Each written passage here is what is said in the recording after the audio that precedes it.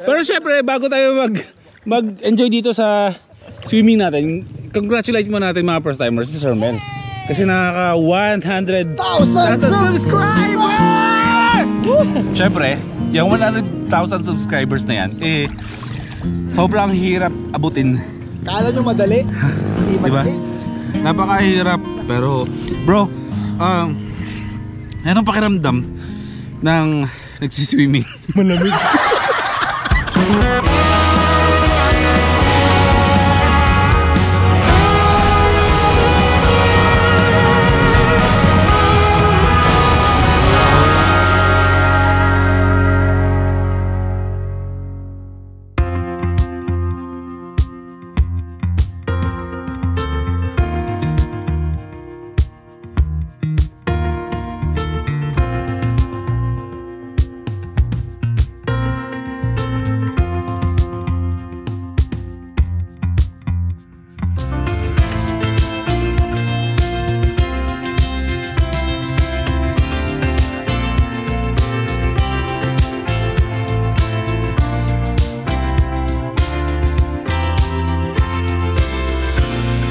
Beer pa more. Cheers, bro. Cheers! Woo! Coffee. Gusto? Coffee. So, bro.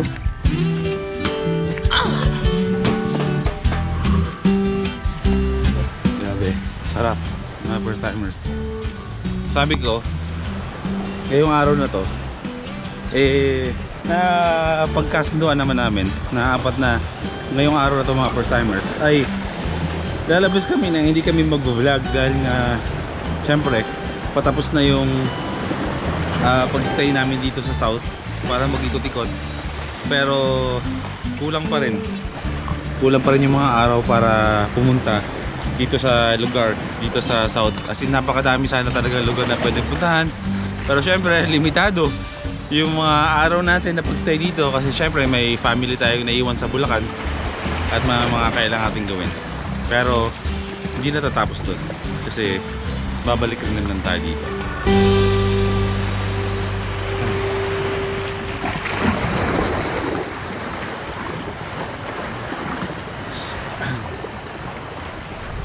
Andito tayo ngayon sa Starfish Beach Resort dito sa Tanza, Cavite, kung saan nag-chill-chill lang kami dito, nalakin, nagpapahinga, nagkakwentuhan sa mga kung ano yung mga nangyari ng mga nakarang maraming araw na nagstay kami dito sa Cavite. Masaya, maraming experience, on and off cam, nakakadagdag ng experience sa buhay, yung mga pangyayaring andyan na, nakatatak na sa puso't isipan mo. Dito na yun, babalik tayo ng north na dala-dala natin yun, pero huwag kayong mag-alala kasi hindi pa naman tapos babalik at babalik pa tayo dito.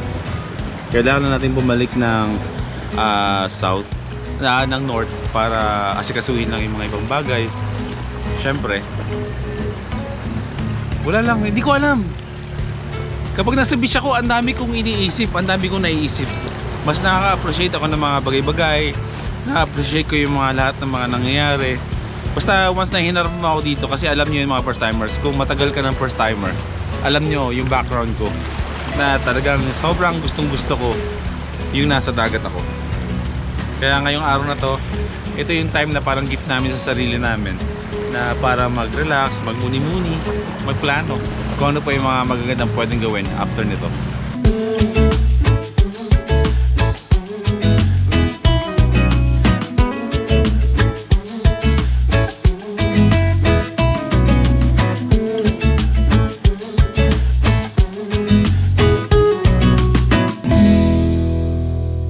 Cooking time!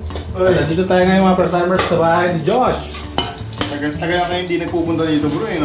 Dapat alas 3 ko pa ito gagawin kasi sabi mo nga, di ba alas 3 kayo pupunta, na-delay na kayo sa haba ng biyahe nyo.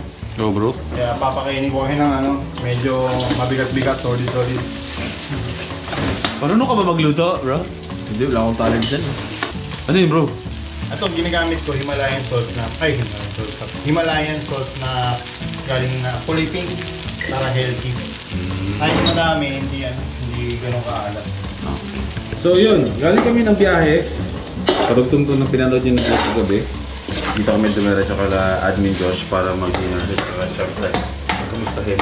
Yan, marami siyang lulutuin ngayong gabi na to para sa dinner namin. Hindi ka namin alam kung paano eh. Pero nangingialam lang tayo dito. Lakas naman. Alam mo ba kung ano i-flip ko to? Bro? Oh. Teka lang, lumabas lang ako. Ba't ang galing mo na magluto? All arounder yan eh, di ba? Saan sa kumain nakikita eh. Marunong ka ba? Marunong yun. Bilis matuto ah. Ito naman ay breaded. Breaded ano to, chicken. Chicken wings to. Hinahati natin sa dalawa para medyo dumami yung portion niya. Tinatanggal natin yung ano, pinag-iwalay natin siya. Okay. Pero yung nakain nyo na nakaraan kasi, yun yung mga flavor dito, fried chicken. So, hindi mo pa ito natitikman eh. Hindi pa. Talaga ako marunong magluto. Yung mga ganitong bagay, hindi ako Expert.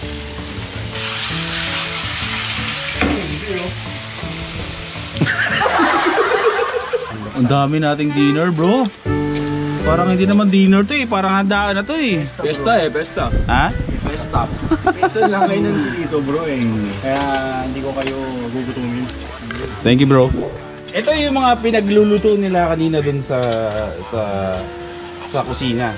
Sa kusina ni Admin Josh. Sila nagluto niyan. Ayan, mga first timers, kakain lang muna kami dito. At syempre, magkakwento-kwentuhan lang din kami dito. At ayan, food trip lang kami. Kasama, syempre, si Admin Josh, the food tripper. At though medyo pagod kami dahil nga galing kami sa biyahe kanina. Ayan, syempre magsispend time tayo dito ng ilang oras para magpahinga at makapagkwentuhan. So, ayan, kakain lang muna kami mga first timers. At talaga nakakagutom tong mga pagkain na to dito. Kain tayo, bro! Sarap. Meron fried chicken dito, breaded fried chicken. Kangkong with buttered garlic. Dito merong dilis. At syempre, pritong talong. Kain tayo mga first timers!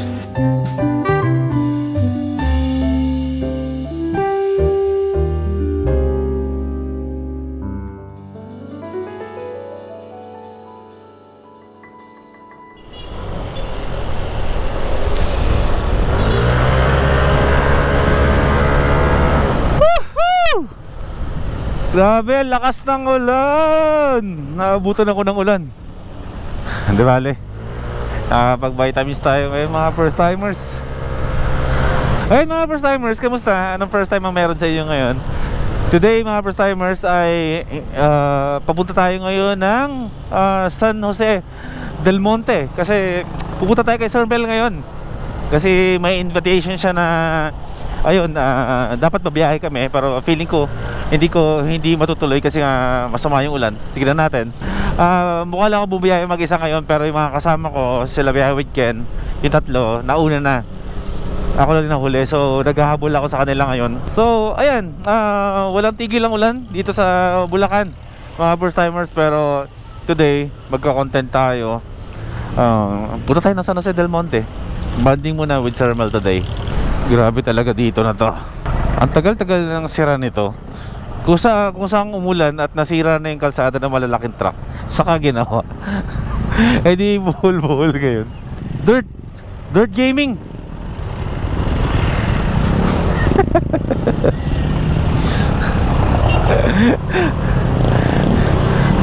Go ahead, Max.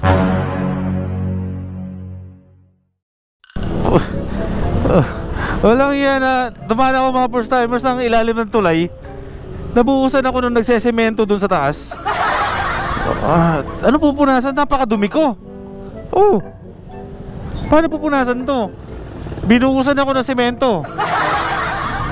Walang hiya. Semento to. Grabe naman to.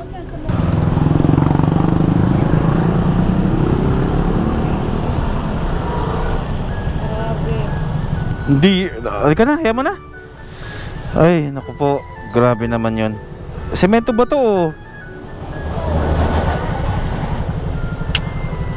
Grabe. Nabuhusan po ako ng ano, tay? ng semento nung gumagawa ng ano sa tulay sa taas. Hey! Tara, hanap muna tayo ng car wash. Grabe, ang dumi ko talaga, sobra. Baka kung ano-ano pang dala meron dito sa mga bumuhos sa akin. Sabi ko, para ang bigat ng bumuhos na tubig sa akin. Alam nga, para semento. Ito, car wash, oh. Hindi ko na kaya. Car wash. Sir, may available ka maglilinis? May available ba maglilinis? Meron sir. Okay lang ba, sir, ano? Kahit di ko na ipa-car wash kasi nabuhusan ako ng semento eh. Kahit ako na lang, charge mo na lang. Sige sir, ito po. Do it yourself. Kahit sigil mo lang kahit magkano. Oo, pagdaan ko sa ilalim ng tulay, sabay buhos naman sa akin ngayon. Ito ang first time ko. May tabo ba dyan, bro? Okay lang. Maligo na kaya ako dito? First time maligo sa car wash? Ha?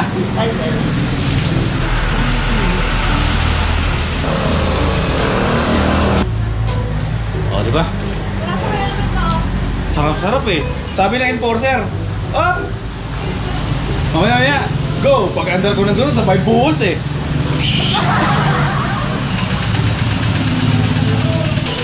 Pati hanggang dito sa likuran, buong-buungan, saktong-saktong pala ako eh.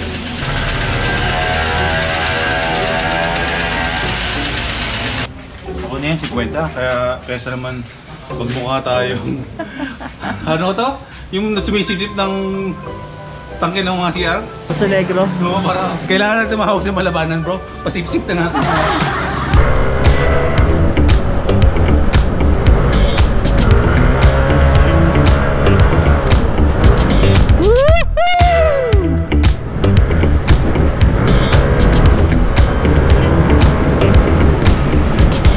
Konti na lang. Sir Mel, ang ganda ng lugar mo, ha. Up and down, parang ano, ups and downs. Palusong packet, ha. Parang tayo nasa Baguio. Ayan, lapit na tayo sa kanya. Kanan. Konti-konti na lang, nakikita ko na yung ano natin, yung finish line dun, no? The home point has been updated. Please check it on the map. Walang stock. Sir, magkano po yung fried itik nyo? Ano po eh, 235 kaso out of stock na. Out of stock? Sayang. Mga first timers, si Sir Mel, kasama na natin. Sige po. Sir Mel, Hello thank you mga naman. boy, first time. Ay, anong first time nyo ngayon? Ayun. First time kong mapunta dito, mag-banding tayo. Oo, sige. Nasa San Jose tayo mga first timers. Bibili lang kami ng itik pero wala bro, no? Bilhin na lang tayo manok. Yung manok na favorite ko dun parang native. O sige, kahit ano. Nainihaw din. Okay. Done with our kape-kape and kwentuhan. Masasabi natin chill day today kasi pupunta tayo ngayon ng Bitbit River mga first timers. Siyempre kasama natin si Sir Mel. Pero hindi kami magbumotor. Magkokotse kami para at least iinom kasi kami din. Para hindi delikado ang pagbiyahe pa uwi. Yung nga pala mga first timers, Pots Kabangon. Ang alam ko, wala pa akong 10k nandiyan ka na bro. Para place. Nice meeting you bro. Bukas nagkita na tayo. Ayaw mo sumama? Baka sumunod na lang. Sunod ka. Swimming tayo bro.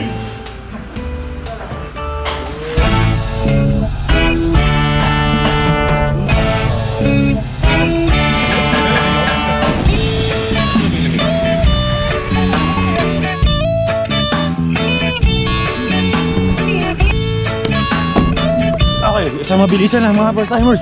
Pakita ko lang sa inyo yung view dito na overlooking. Ganda oh.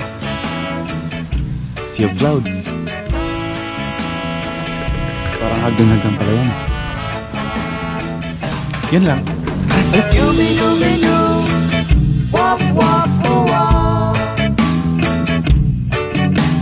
Dito tayo sa Bitbit River mga first timers. Kung nakita dito sa taas, andun yung Bitbit Bridge pero mamaya natin papakita yun. Nakailang beses tayo pumunta dito. May mga vlogs ako na search na lang, boy first time, Bitbit River. Makikita niya ilang beses na tayo pumunta dito. Game!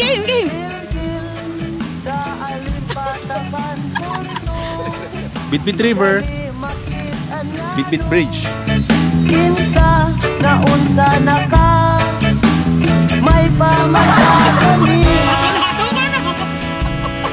Let the party begin! Habang umuulan, ano ba meron tayo dito? Ako, pang malakasan to bro. Ito yung alak bro na paggising mo nandyan. Juice yan, juice. Ah, juice to? Ice tea lang yan. Ice tea lang ba to?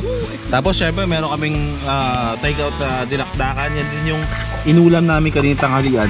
Masarap. Ito ay Chicken ni Sermel. chicken shawarma. Ayun mga first timers, nakarating na nga tayo dito sa Bitbit River. Actually inulit ko lang tong sinasabi ko kasi naghang yung GoPro ko. Pero itong river na to mga first timers ay sabihin nating bawat lugar na pinupuntahan natin, meron tayong mga memories na naiiwan or nabubuo. Alam niyo ba na dito ko unang ride na nakasama ko si Norris dyan. Dito kami unang nagsimula bumuo ng memories bilang pagiging magkaibigan namin. At sa ngayon ay para na kami magkapatid. Dito sa Bitbit River mga first timers. Halos isang taon na rin yun kasi nakikita ko sa memories ng Facebook ko, nagpa-pop up na nakakaisang taon na kaibigan ko si Norris dyan. At ngayon para ko na siyang kapatid at kapamilya. So, shoutout sa iyo bro Norris. Alam mo yan, mahal kita bro. Andito ako ngayon. Andito kami nila Sir Mel ngayon sa lugar kung saan tayo nagbanding nung nag-ride tayo. So habang nagsisimula na lang uminom doon, pampainit yun magpapalamig muna tayo. Ganito lang yung kulay nung ilog kasi nga syempre walang basura dito mga first timers. Ang nakikita nyo dito is kung mabaron mo yan is gawayan ng kalikasan. Kasi itong ilog na to is galing to sa dam. Hindi madumi to, do ganitong kulay lupa lang siya pero organic. Don't panic. It's all organic. itong ilog na to ay hindi dito bumabaha ng sobra. Controlled yung tubig, yung flowing ng water dito sa ilog na to. So safe tayong maligo ngayon. Hindi kahit na umuulan, walang flash flood na mangyayari dito. pero syempre bago tayo mag-enjoy dito sa swimming natin, congratulate mo natin mga first timers si Sir Mel. Kasi nakaka 100,000 subscribers! Ayan. Syempre, yung 100,000 subscribers na yan, sobrang hirap abutin. Kala nyo madali? Diba? Napakahirap. Ang namin yung pagdadaanan para marating natin yung 100,000 subscribers na yan. Pero bro, anong pakiramdam ng nagsiswimming? Malamig.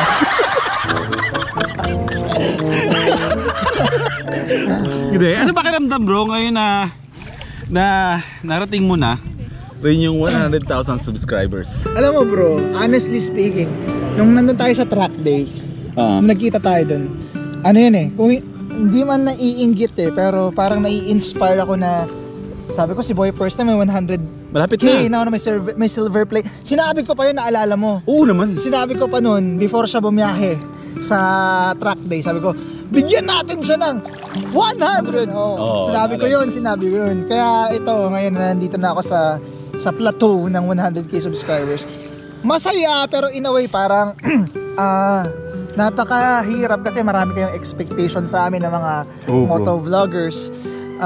Tapos at the same time, dapat bago yung mga content namin, dapat may natututunan kayo, dapat meron kayong mabubulot. Pero sa mga aspiring motovloggers na manonood ng channel ni Boy P, tuloy-tuloy lang, huwag kayong mawawalan ng pag-asa. At darating ang time ng swerte nyo, darating din yan mga sir. Tama. Huwag kayong titigil, huwag kayong mawawalan ng pag-asa. Kasi kumbaga sa adobo, maraming timpla yan. Tama. So ito lang yung timpla na matamis, ako yung maasim.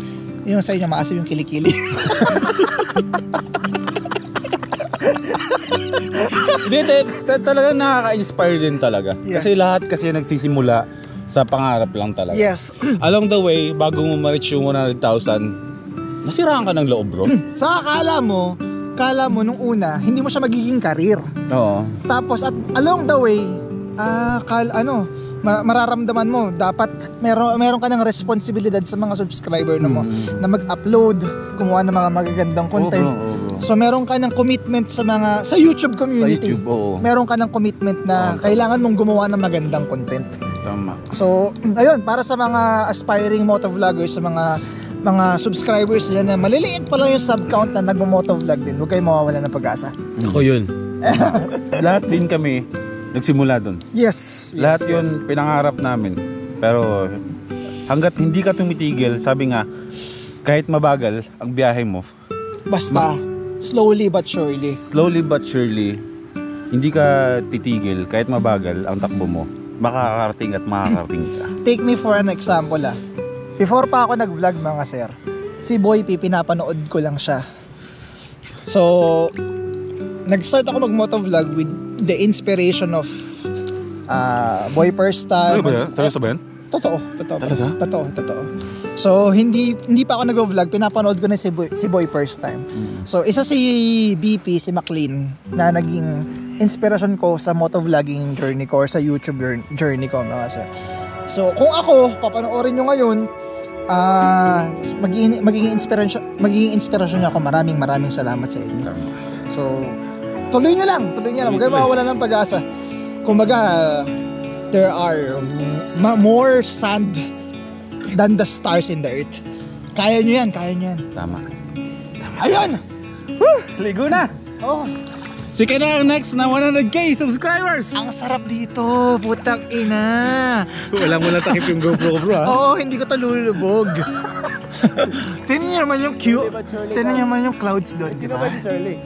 Ayan oh. It's hard to be this real. We can play our favorite song, dancing to it all night long. With you I feel something, 'cause we're both so unashamed.